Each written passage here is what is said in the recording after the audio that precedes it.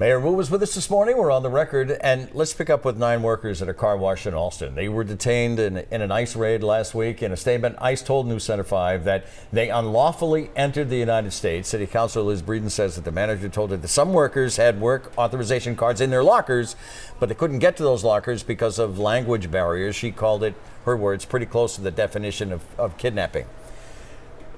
Your reaction to this, do you agree with that?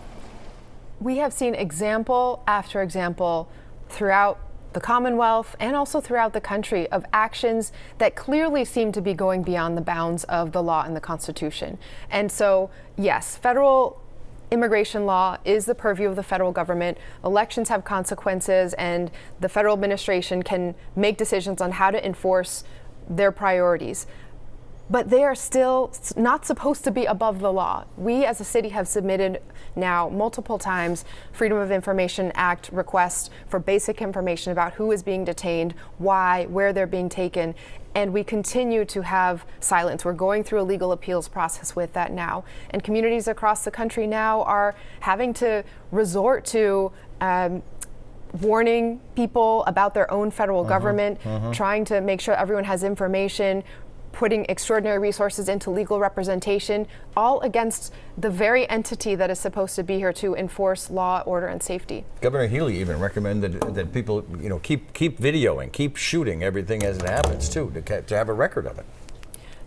It's a little bit unthinkable where we are right now. And, I'm the daughter of immigrants. My parents came to this country for a sense of freedom and opportunity that was open to all. And as we approach the 250th anniversary of the country, America's birthday, big birthday next year, Boston is going to play a major role in that. We are the place where this all started, and we are determined to stay true to the real founding values of this country. You are on your way to Nova Scotia.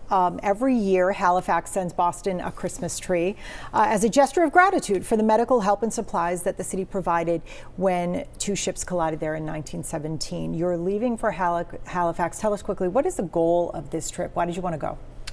My goal is to say thank you in person to the people of Halifax and Nova Scotia, in particular the farmers and the family that will be donating this year's tree. It's as I've heard the story told to me by our Canadian counterparts, it really made a huge difference. And Boston and Halifax, as 2 major port cities, had a business relationship, but after that major disaster, which at that time was the world's largest man-made crisis to that point, 2,000 people perished in a major explosion. Their first responders exhausted working through the night. As soon as Boston had heard about it, we sent a relief train up with medical personnel and supplies, and it got there after a blizzard, just in time for those first responders to be able to take a break and for our help to really make a difference. And so it's a friendship that has transcended boundaries, time, geography, and now no matter what our president says about who deserves to have access to economic opportunity and freedom and happiness, Boston is standing strong in cherishing the relationships and the friendships that we have. We're going to take care of our own people, and we're going to say thank you to those who have helped take care of us too. Before we say thank you and adios, forgive us for going down this avenue.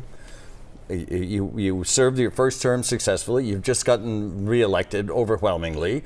The question is about your political future. Is there a U.S. Senate in your future? Is there president in your future? I'm sorry to ask you the question, but I'm curious. Curious minds want to know. I love my job. I am thrilled, excited, and more energized than ever about what the next 4 years will bring for the city of Boston. And we have a lot to do. Can't wait to get started. Would you ever rule out a run for higher office? I have absolutely no interest in national office, and I am very, very happy being the mayor of Boston. All right. And being the mother of 3 lovely children. Yes, very rambunctious, lovely children. Thanks for being here. Thank you. Great to see you, Mayor Thanks for Wu. having me. Mayor Wu, we appreciate her being in the chair this morning. Another election is in the books, as we've been mentioning. There's a new insight into a big Massachusetts race that's coming up. Political Roundtable is next. Stay with us.